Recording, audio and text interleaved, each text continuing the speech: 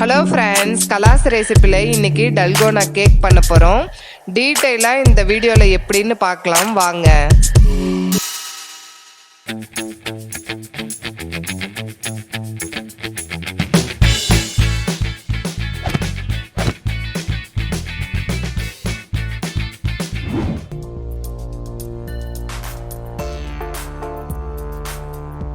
Mixie ஜாரில் 1/2 cup sugar சேர்த்து நல்லா நைஸ் பவுட்ரு பண்ணிவிட்டு ஒரு பவுலில் சேர்த்துக்கோங்க.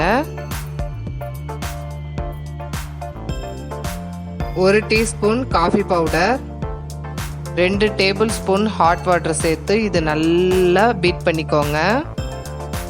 இன்னும் கொஞ்சம் தண்ணி வேணும்னா 1 அல்லது 2 டீஸ்பூன் எக்ஸ்ட்ராவாக சேர்த்துக்கோங்க. இது அடிக்கிறதுக்கு 10-15 நிமிஷமே ஆகுங்க. உங்ககிட்ட ஹேண்ட் மிக்சர் இருந்தால் அது கூட யூஸ் பண்ணிக்கோங்க. 5 மினிட்ஸ்லேயே ரெடி ஆகிடும். இந்த கன்சிஸ்டன்சி வரணுங்க. 1/4 கப்பு ஆயில், வாசனை இல்லாமல் இருக்கணும், கடலெண்ணெய் சேர்க்க வேண்டாம். இதை நல்லா கலந்து விட்டுக்கோங்க. மீதி ரெடி பண்ணுறதுக்குள்ளே நம்ம ப்ரீ ஹீட்டுக்கு ஸ்டார்ட் பண்ணிடலாம். நான் இந்த சைஸ் பர்னர் தான் எடுத்திருக்கேன். ஃபுல் ஹீட் வச்சுருக்கேங்க. இது மேலே தோசை தவை வச்சுருங்க. இது ப்ரீ ஹீட் ஆகட்டும். மாவை இந்த மாதிரி ஜல்லிச்சு சேர்க்கும் போது மாவுக்குள்ளே ஏர் ஃபார்ம் ஆகுங்க. அது ஃப்ளஃபியாக வரத்துக்கு ஹெல்ப் பண்ணும். 1 கப்பு மைதா, 1/2 teaspoon baking soda, 1/4 teaspoon baking powder, 2 teaspoon cocoa powder. இது ஆப்ஷன் தாங்க, இதை ஜல்லிச்சுக்கலாம். பேக்கிங் பவுடரும் பேக்கிங் சோடாவும் ரெண்டுமே நீங்கள் சேர்க்கணுங்க. பேக்கிங் பவுடர் வந்து நல்லா சாஃப்ட் கொடுக்கறதுக்காக, பேக்கிங் சோடா நல்லா பஃப்னு வரத்துக்காகங்க. இது எல்லாத்தையும் நல்லா கலந்து விட்டுக்கோங்க. ஒரே டைரெக்ஷன்லேயே கலந்து விட்டுட்டு நடுவில் கட் பண்ணுங்க. காய்ச்சி ஆற வச்ச பால் 1/2 கப்பு இது கூட சேர்த்துக்கலாம். முடிஞ்சால் அதே டைரெக்ஷனில் கலந்து விட்டுக்கோங்க. கேக் நல்லா சாஃப்டாக வருங்க.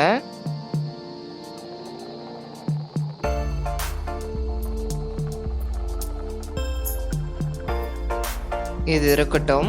கேக் பேன் ரெடி பண்ணிடலாம். இந்த மாதிரி ஒரு பாத்திரம் எடுத்துக்கோங்க.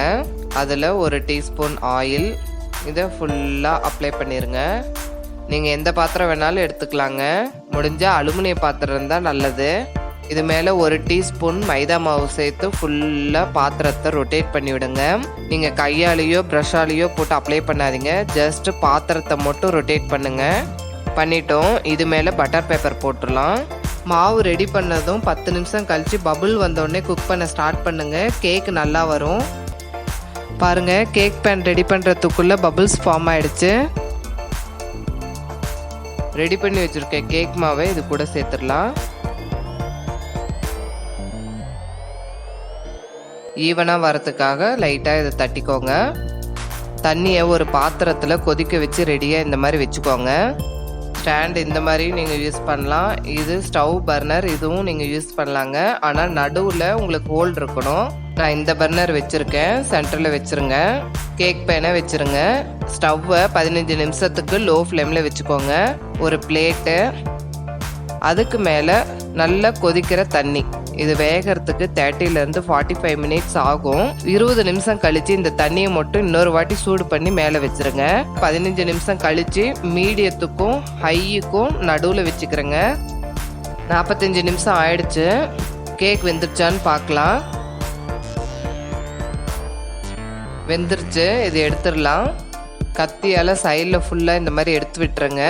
இதை திருப்பி போட்டு எடுத்துடலாம். மைக்ரோவேவுக்கும் இதுக்கும் உள்ள ஒரு டிஃப்ரென்ஸ் என்னன்னு பார்த்தீங்கன்னா, மைக்ரோவேவில் நடுவுலையும் நல்லா உப்பி வருங்க. இதுக்கு மேலே இருக்கிற பட்டர் பேப்பரை எடுத்துடலாம்.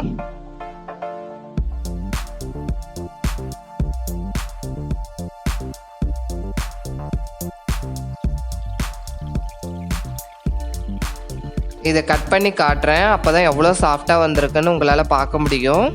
சைடில் உங்களுக்கு காட்டுறேன் பாருங்கள் எந்த அளவுக்கு பொரசாக இருக்குன்னு. அவ்வளோதாங்க, டல்கோனா கேக் ரெடி. இதை நீங்கள் ட்ரை பண்ணி பார்த்துட்டு உங்களுடைய கமெண்ட்ஸை எனக்கு ஷேர் பண்ணுங்கள். இந்த வீடியோ உங்களுக்கு பிடிச்சிருந்ததுன்னா கலாஸ் ரெசிபிக்கு சப்ஸ்கிரைப் பண்ணுங்கள். பெல் ஐக்கானை கிளிக் பண்ண மறந்துடாதீங்க.